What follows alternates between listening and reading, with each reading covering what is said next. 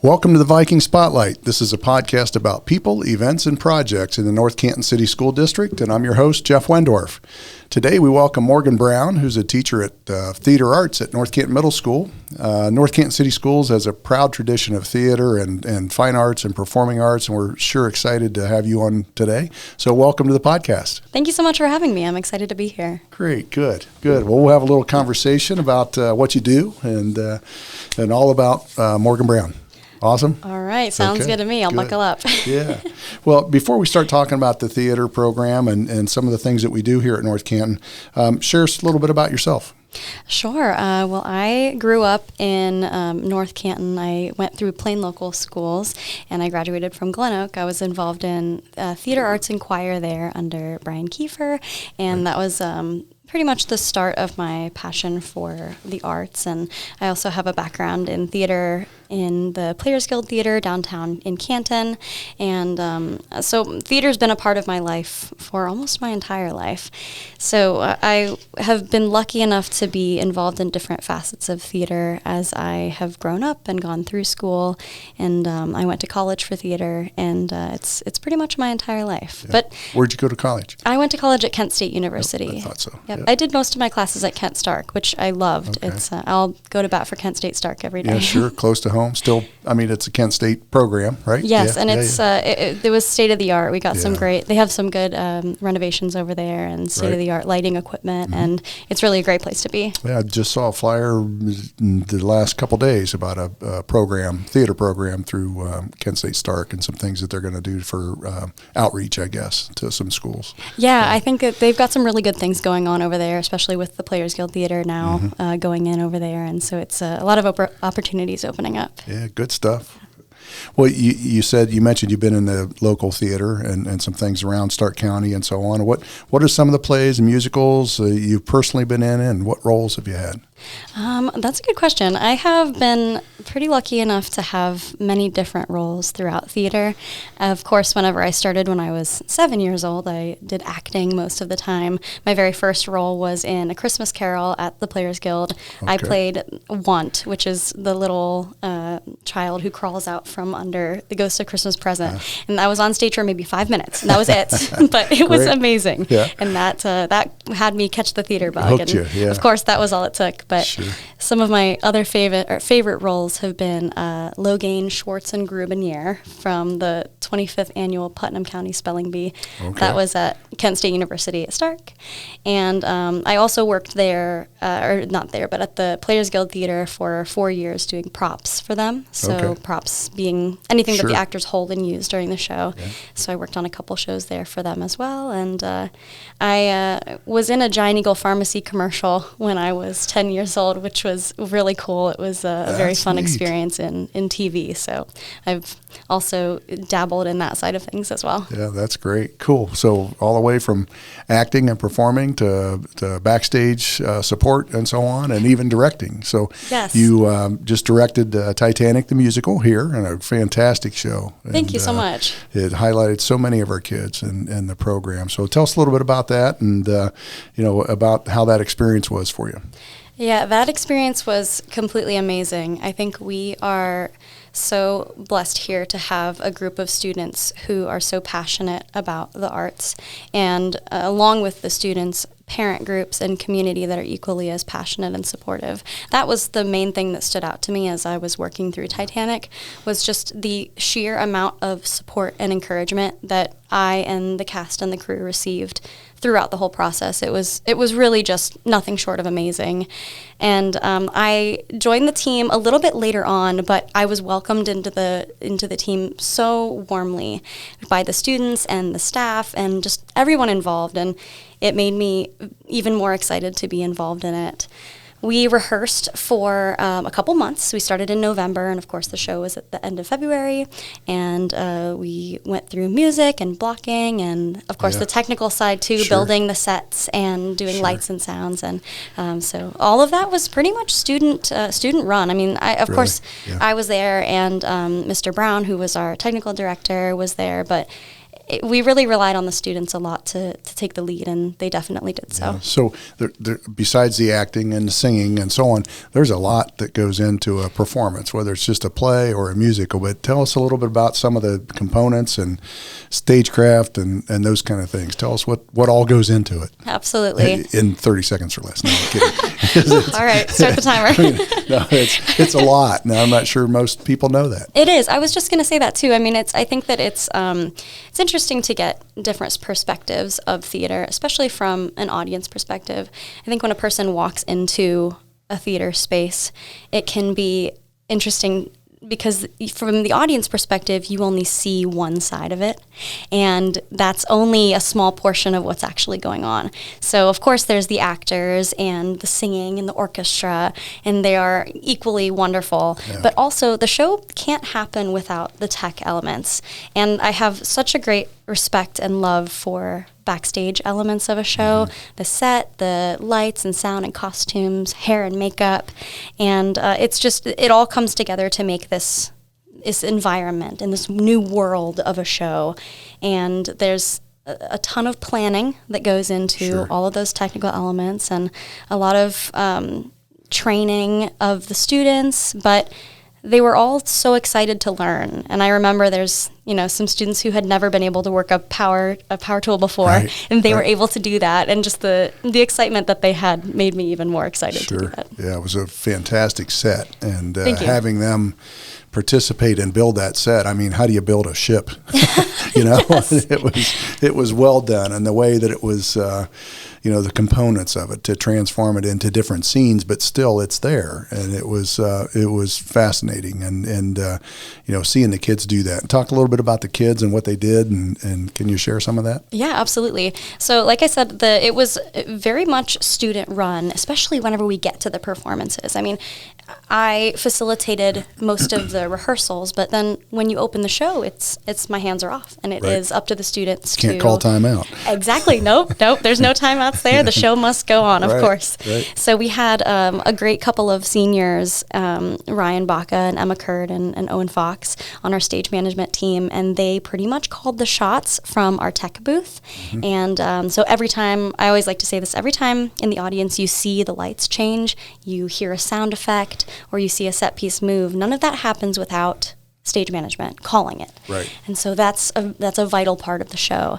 And our lighting team with Riley Witt, led by her, she did an excellent job in designing the lights, and it really sets the stage. And it's things that the audience might not notice at the time, but it goes into the world, and it makes it a whole piece, a whole complete puzzle. Things happening on different parts of the stage, and it's on stage right on a particular character, and then all of a sudden you're looking to the left because that's where the lights went, right? Exactly, it directs your eyes. Pretty cool stuff, yeah.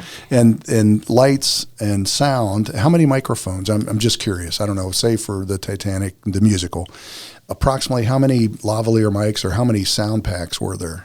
I believe we used 40. I think that's the amount that we have available to us. So 40 different actors had a mic, and so managing that is incredible. Yeah, and how you do that, and I know it's all technical and it's mostly scripted and computerized and timed and so on, but still, that's a huge piece.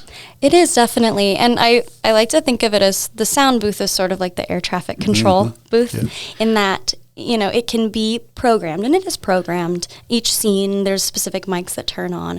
But of course, it's a live performance, so it's different every time. And a person's voice can be at a different volume or a different tone every time that they speak. So we have students back there on the soundboards regulating just how loud or soft or what type of sound comes out of each of the 40 mics. Right. So it's very active and very engaged, and they did an excellent job. Yeah. That's very cool. It's like fine-tuning autopilot, right? Yeah. Very much, yes. Yeah. It's good stuff. Well, it's exciting to see. And so for the Titanic the Musical, 40 people with speaking parts or singing parts that had mics on. I suppose there was some chorus and so on that weren't mic'd. Yes. And then all your tech crew and everything, approximately how many kids were involved? I think in total? including the cast and crew, and then we had art students help us out. I think we rang in at maybe 90 total students. Very cool. So 90 total. kids had a piece. Yes. Their hands-on part of the show. That's awesome. Yeah, it's something Awesome. for a large amount of students to be proud of. Yeah. And surprisingly enough, the number's a lot higher for the middle school musical, too. Sure, So there's even more students there. Yeah. So speaking of that, you finish one show in late February, and then I suppose you might have already been practicing on the middle school, I would guess, right? And Yep. Matilda the Musical, Junior, coming up, and based on the book by Ronald Dahl. And tell us about Matilda. Matilda's such a great story. It's heartwarming and uplifting and really funny, and I think that the students have loved every part of it. The storyline itself is about a young girl who has, a sort of negative relationship with her parents, and she feels like she can find solace in the world of books and literature. So she goes to school and meets this really nice teacher named Miss Honey, who helps to foster that love of reading. But there's Can't imagine a Miss Honey could be a mean one, right?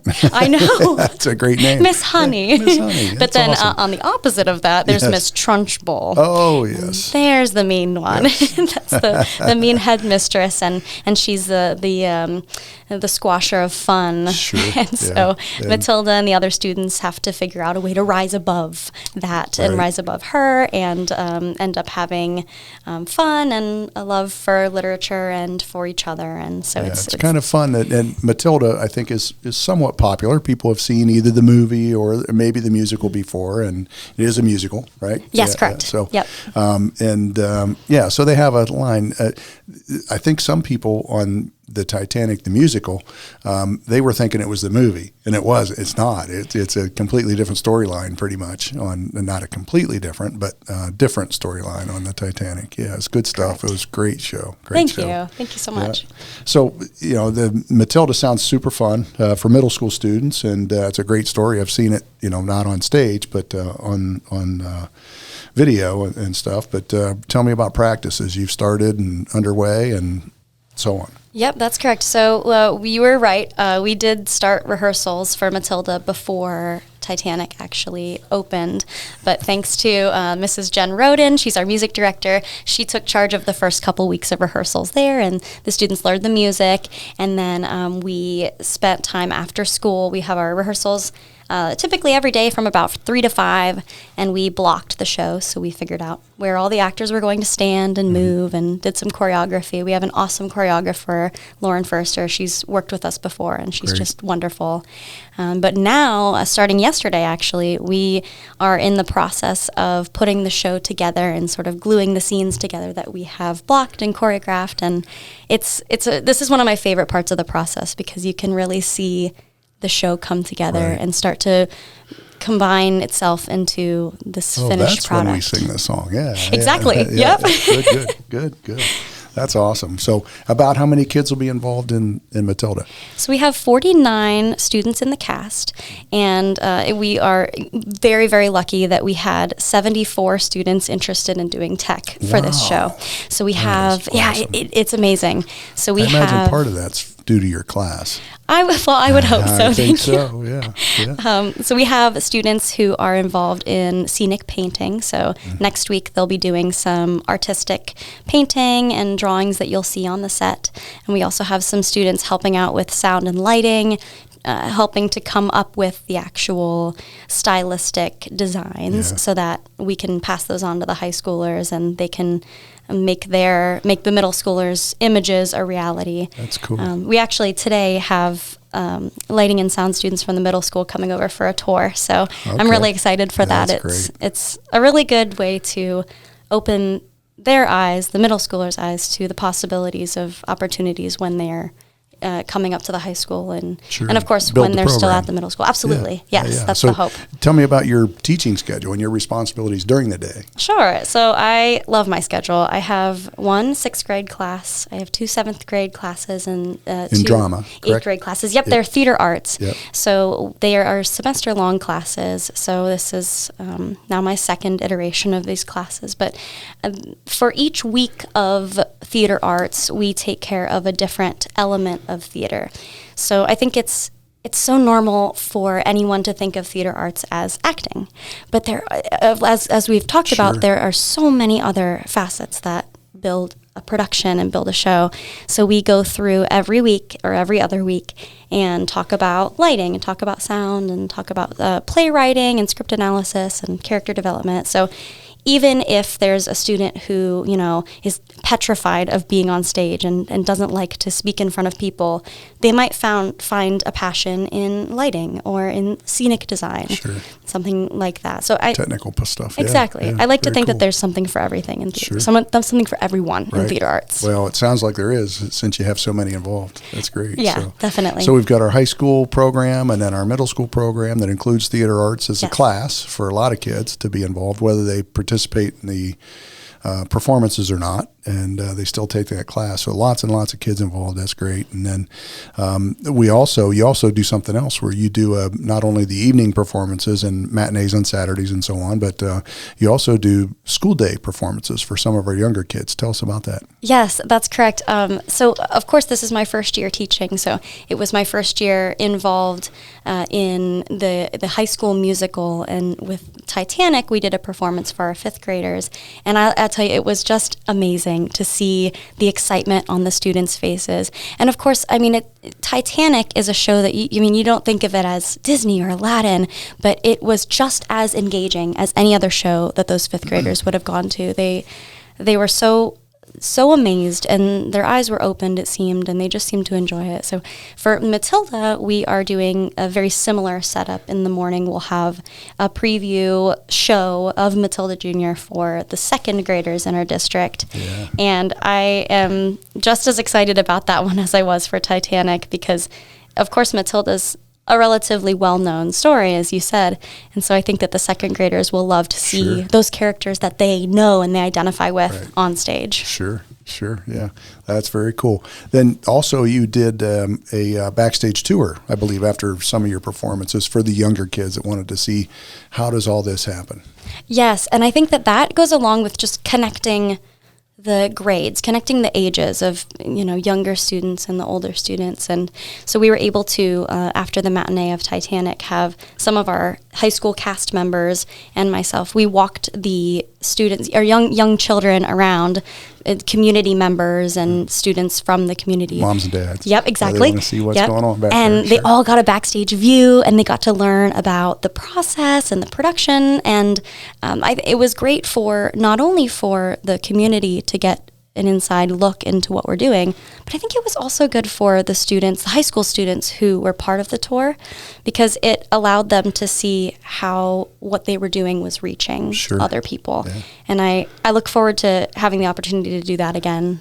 Yeah, that's good stuff. That's awesome. Well, that's great. And what you do to help kids be involved in the arts is fabulous. We appreciate it very much. And what a neat thing to be able to teach your passion, as you do, in the theater arts. And it's very cool. Fun fact, Jeff Wendorf was in a high school musical. Oh, wow. A cast had a solo even. What show? Cast is a character that's not supposed to sing very well, which I fit perfectly. And I was actually Judd in Oklahoma. Oh, amazing. Yeah. So you're saying that if I need somebody to do a cameo in the musical, I know who to call. Heavens no. I'd be happy to do some backstage help. But Perfect. no, and I was so nervous that I actually shot Curly at a time that wasn't scripted, and the gun went off, and Curly was very good and handled it very well, and yeah, it was near disaster on stage, but it was course blanks and so on, but it was Right. not part of the script. And I suppose you have that happen all the time, right? Absolutely. Those are the joys of live theater. Yes. And thank goodness it was back in the day before video. It shows you my age. My mom still has a cassette tape of it, and I have that under lock and key. What are those? No, I'm kidding. Yeah, exactly. What is that? Yeah. So anything else you want to share with us? We sure have had fun with you on the podcast today. And anything else you want to share about the program or about you or anything? Yeah, well, I feel like now is a good time to do a little shameless plug for Matilda Jr. Absolutely, It's showing on April 13th, 14th, and 15th at the high school in Hoover Hall, and it's at 7 o'clock all 3 days.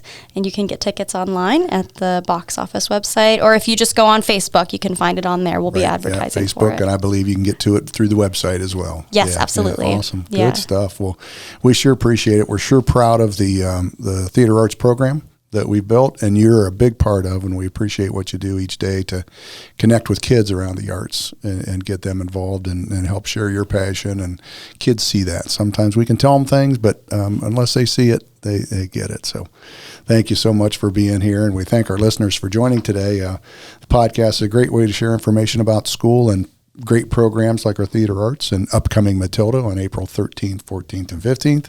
And also, we appreciate input from our listeners. If you have any topics or ideas or questions, please let us know at Viking Spotlight at northcantonschools.org. That's our email address, Viking Spotlight at northcantonschools.org. And welcome your thoughts on anything relevant to school or our podcast. And we thank our listeners very much. And as always, go Vikings.